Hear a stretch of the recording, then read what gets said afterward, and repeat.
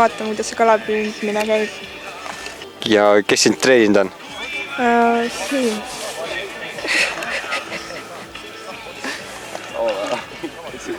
Aga nagu näha, meil veel ei ole õnnestunud. Et võib-olla peame järgmine aasta uuele katsele tulema. Aga täna vist ka veel on aega. Ja että oleks kalamarja täis.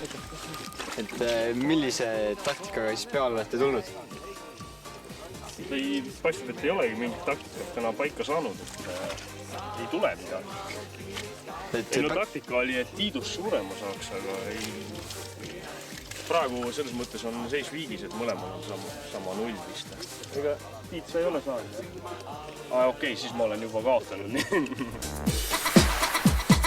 Ja kui meri tõesti muutuks viinaks, siis olgu et... No ma ei tea, taktikat ei ole, aga proovin lihtsalt midagi kätte saada. Ühesõnaga ma ütlen nii, et siit järvest on sama lihtne kala kätte saada nagu jaanipäeval lumme kusta.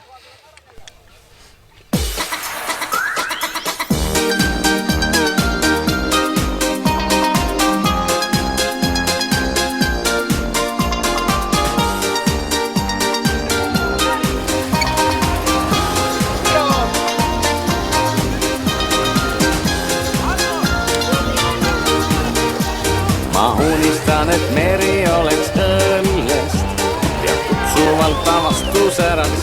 Suurjärves ma vaatan, peaks olema rohkem karpe vaja niisa palju, kui need täna neid kalamehi. Kuski ümber 300 karbi arengu kasa kasvatusest kuski aastatel 80. ringis. Nad põgenesid siia üles ja põgenesid sellepärast, et meil oli sinna jõkke tehtud müürett ühe sõnaga laudadest ja võrkudest. Aga kobras murdis sinna augu sisse ja kui me kevadel läksime siis tammis vaatama, ei olnud mitte ühtegi karpi, nad kõik olid läinud ja siis avastasime hiljem, et piirdesse oli auk sisse tehtud kopra töö oli see. Ja nii nad on kõik siin Suuga Suurjärves ja palun püüdke. Kui vanad nad võivad olla siis praegu? Siin need või? No need on kuskil 20. Ei, rohkem, 30. Jaa, 30 umbes.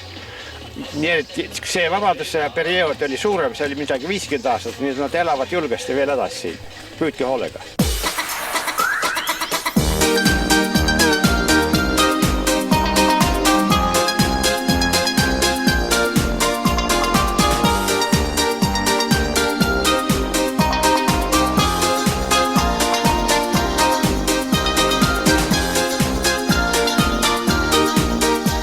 Ma unistan, et meri oleks õllest ja kutsuvalt avastusäraks. Et selle aasta võitja Heldurs, kes on siis pärit meie naabervabariigist Lätist, Apest ehk vanukeeli Hoopast. Nii samuti, jah. Et lepsime kokku, et oleme võru keelen. Me võime, jah, võru murrakus. Võru murrakus. Et kus siis tähendab see kala sulle siin tull, et kus sa püüdsed? Asi oli niimoodi, et 2 aastat tagasi, kui ma olin siin, ma läksin kohe sinna otsa. Seal on otsa, sinna kohe otsa ja siis ma särge kuskil kuus särge ja oli 140-160 grammi. Ja see aasta ka ma eelmise aastas olen ja see aasta ka ma kohe läksin sinna. Ma mõtlen, no kurat, see paik koht pead olema, võib-olla seal on. Aga Heldurs, vaatan, et sa räägid väga hästi eesti keelt, et kui tihti Apest täna sa eesti keelt saad kõnelda, kas rahvast käib nii-ütelda Appe Eesti rahvast üksjagu või kuidas sul see eesti keel nii hästi säilinud on? No asi niimoodi, et mu vanaisa Adam Troska ja veel vanaisa Peebu, nad on Rõugast, Rõuga mõisan. Ja vanaisa oli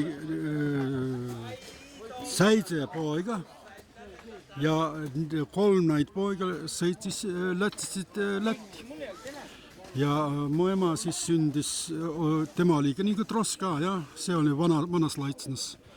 Ja isa on ka eestlane päritu. Ta tuli Mõnistest, vanaisa. no ja siis isa ja ema ja kõik on, nad on pärit nagu eestlased.